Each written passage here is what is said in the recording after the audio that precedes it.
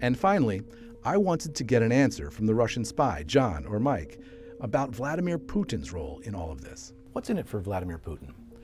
He allows his Russian intelligence services to gather this information, trade in their own accounts, make themselves wealthy. What does he get from that? I'm not sure.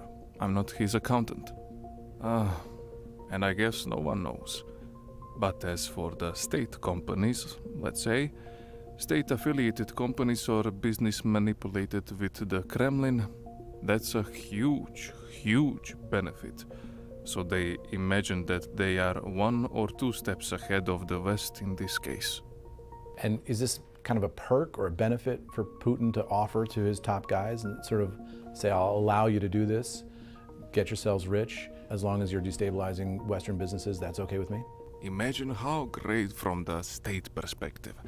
In this case, you pretty much have guys who we allow to do whatever they want, to make money as much as they want. And they don't need to pay them at all. They can do it on their own, like pretty much just, yeah, they are freelancers. In other words, Putin seemingly gets free hacking services, destabilizes the West, and his trusted insiders get rich. It's a win all the way around. And John, or Mike, leaves us with one other thought. His theory is that Klyushin and Ermakov didn't discover that the filing agents were the best target on their own.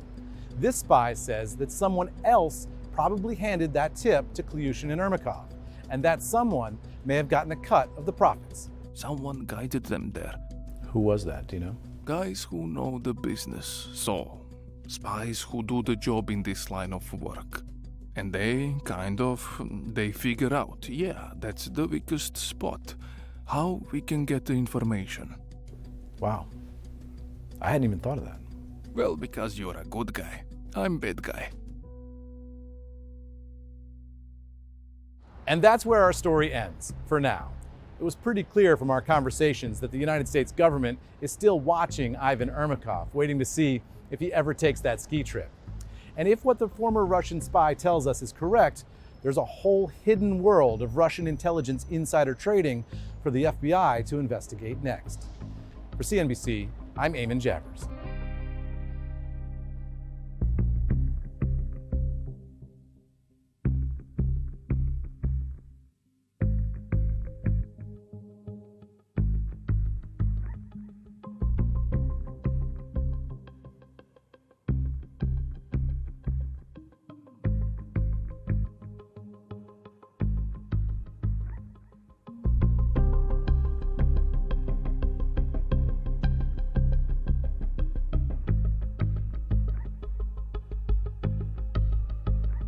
It took our investigative team countless hours to unravel the mysteries of Putin's traitor, chasing down sources, going deep into a criminal web spun by those at the highest levels of global power.